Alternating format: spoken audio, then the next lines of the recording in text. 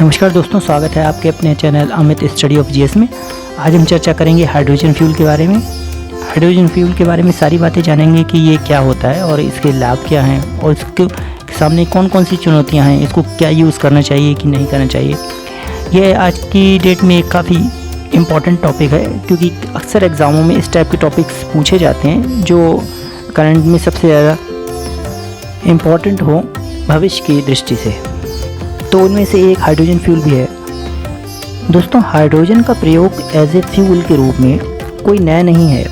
1937 में भी जर्मनी के एक एयरक्राफ्ट ने हाइड्रोजन को एज ए फ्यूल के रूप में इस्तेमाल किया था, लेकिन वहाँ दिक्कत ये आई थी कि जब ये एयरक्राफ्ट उतर रहा था तो उसमें आग लग गई थी और उसमें करीब 36 लोग मारे गए थे। और उसके बाद 1960 में भी नासा ने इसे ईंधन के रूप में प्रयुक्त किया था। और उसके बाद 70 के दशक में जो पेट्रोलियम का क्राइसिस हुआ था, उसके बाद लोगों को महसूस होने लगा कि पेट्रोलियम के ऊपर निर्भरता कम होनी चाहिए। और इसके बाद इसी को देखते हुए जापान की दो कंपनियां, जिसमें होंडा और टोयोटा है, और इसके बाद साउथ कोरिया की एक कंपनी हुंडई, उन्होंने हाइड्रोजन फ्यूल के हिसाब से ही अपनी वाहनों को डिज़ाइन करना भी शुरू कर दिया। तो इस प्रकार हमने देखा कि भारत में हाइड्रोजन का प्रयोग भले ही नया हो, लेकिन ये अंतर्राष्ट्रीय स्तर पर ये कोई प्रयोग नया नहीं है। और 2015 के पेरिस जलवायु समझौता में भारत ने इस बात के एग्रीमेंट पे समझौता किया है कि भारत 2050 तक कार्बन के जो बड़े उत्सर्जक हैं, जैसे कोयला हुआ, पेट्रोल हुआ, डीजल हुआ, इसमें बहुत बड़ी मात्रा में ग्रीन हाउसेस इफेक्टेड वाली गैसें निकलती हैं। ये हमारे प्रदूषण को काफ़ी स्तर तक बढ़ा देती हैं। और वैसे भी आज की डेट में हमारा 70 से ज़्यादा % जो है बिजली का, वो हमें कोयला से ही प्राप्त होता है। तो कोयला से इस प्राप्त होने वाली एनर्जी को कम करने के उद्देश्य से ही इसमें भारत ने 175 गीगावाट बिजली का उत्पादन अक्षय ऊर्जा से प्राप्त करने का लक्ष्य रखा है। अक्षय ऊर्जा ऐसी ऊर्जा होती है जिसके जो सोर्स होते हैं उनका कभी भी क्षय नहीं किया जा सकता है। सोर्स से मतलब जैसे धूप हुआ, पानी हुआ, हवा हुआ, इनसे प्राप्त जो हम इससे बिजली बनाते हैं, ये सोर्स कभी ख़त्म भी नहीं हो सकते हैं। और इनसे जो प्राप्त हमें बिजली मिलती है, इसका बाई प्रोडक्ट के रूप में कोई भी कार्बन के उत्सर्जन नहीं होता है। पर्यावरण की दृष्टि से काफ़ी लाभदायक हैं। और जैसा कि हम जानते हैं कि हमारे प्रदूषण का सबसे बड़ा कारण कोयले से प्राप्त होने वाली बिजली से होता है। कोयला सबसे बड़ा उत्सर्जक है कार्बन का। इसके अलावा पेट्रोल और डीजल से निकलने वाला जो प्रदूषण है, वह भी एक बड़ी मात्रा में प्रदूषण का कारण है। इसी सबको देखते हुए भारत ने हाइड्रोजन को एज ए फ्यूल के रूप में यूज़ करने के लिए एक नीति बनाई है, जिसे वित्त मंत्री सीतारमण ने नेशनल हाइड्रोजन एनर्जी मिशन के नाम से घोषणा की है। इसमें जीवाश्म ईंधन पर आश्रितता को कम करना, प्रदूषण को कम करना और साथ ही इससे संबंधित उपायों की घोषणा करने के लिए एक रोड मैप बनाने की योजना बनाई गई है।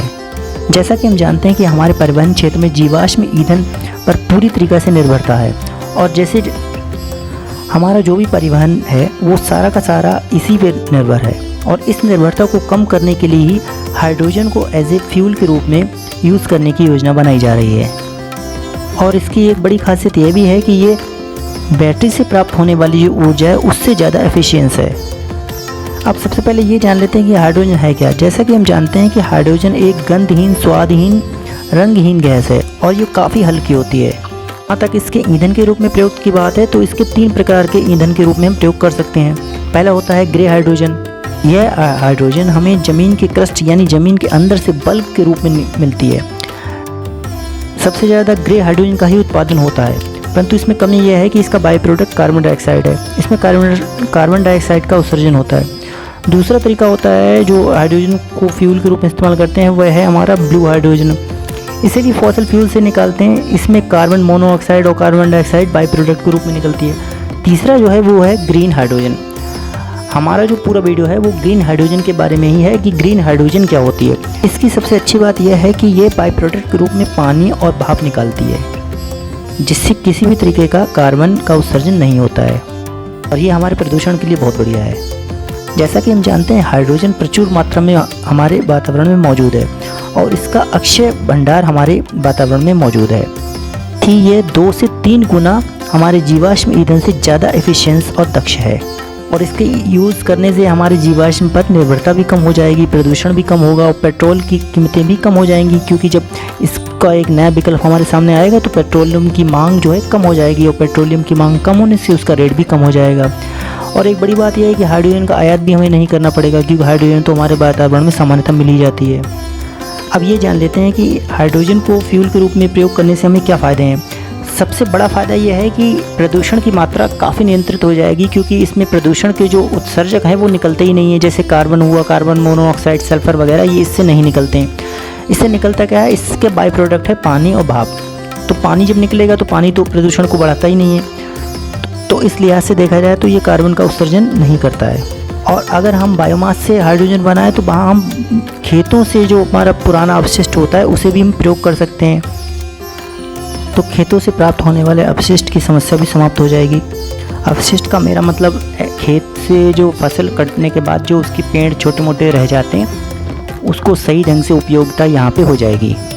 और चौथा बड़ा फ़ायदा ये होगा कि इससे भारी वाहन भी चलाए जा सकेंगे। तो इसके साथ साथ कुछ चुनौतियाँ भी हैं। चुनौतियाँ ये है कि हाइड्रोजन पर आधारित जो वाहन है वो काफ़ी महंगे होते हैं। अगर देखा जाए तो पूरी दुनिया में इस समय कुल 25,000 वाहन ऐसे हैं जो हाइड्रोजन से चलते हैं, जबकि इलेक्ट्रिक वाहन फिर भी 80 लाख के करीब हैं, लेकिन हाइड्रोजन से चलने वाले वाहन सिर्फ 25,000 के करीब हैं, क्योंकि ये काफ़ी महंगे होते हैं। इनकी कीमत अगर आप देखें तो 40-50 लाख रुपए की इनकी कीमत होती है। और हाइड्रोजन काफ़ी ज्वलनशील भी होती है। इनका उत्पादन हुआ, इनका परिवहन हुआ, इनको लाना ले जाना हुआ, इनका भंडारण हुआ, इनको कहाँ रखेंगे, ये सब चीज़ें काफ़ी दिक्कत वाली हैं। और साथ ही इस पर अगर कोई निवेश भी करे तो काफ़ी महंगा निवेश होगा। यानी अगर कोई अपना कोई बिजनेस चालू करे हाइड्रोजन पे तो उसका इन्वेस्टमेंट भी काफ़ी बड़ा होगा। साथ साथ दुर्घटना होने के चांस भी काफ़ी हैं, क्योंकि हाइड्रोजन अत्यंत ज्वलनशील गैस है।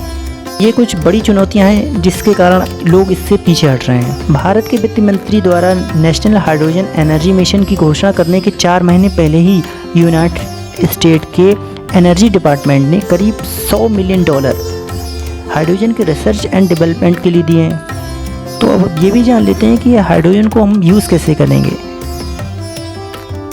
हाइड्रोजन को डायरेक्ट यूज़ नहीं किया जा सकता है। इसे कहते क्या है कि इसमें करीब 18% हाइड्रोजन और बाकी का CNG को लेकर उसमें मिला देते हैं। जैसे अगर हम इसका मैकेनिज्म समझना चाहें तो ये कैसे काम करता है, तो देखिए सबसे पहले समझ लेते हैं इसका मैकेनिज्म काम कैसे करता है, हाइड्रोजन फ्यूल को हम यूज़ कैसे करते हैं। होता क्या है कि हाइड्रोजन फ्यूल को जो एक टैंक होता है, उस टैंक के आगे एक ईंधन का जो एक टैंक होता है उसको इसमें भेज दिया जाता है। वहाँ इसमें एयर द्वारा एक कैटलिस्ट भी काम करता है, वो होता है प्लैटिनम। वहाँ पे केमिकल रिएक्शन होती है और केमिकल एनर्जी कन्वर्ट हो जाती है हमारी इलेक्ट्रिक एनर्जी में, और वो भेज दी जाती है आगे मोटर में, और वो मोटर को चलाता है। ये ऑक्सीडाइजिंग एजेंट के द्वारा हाइड्रोजन और ऑक्सीजन के सेल से इलेक्ट्रिक एनर्जी बनती है, और इसका बाय प्रोडक्ट जलवाष्प और पानी होता है।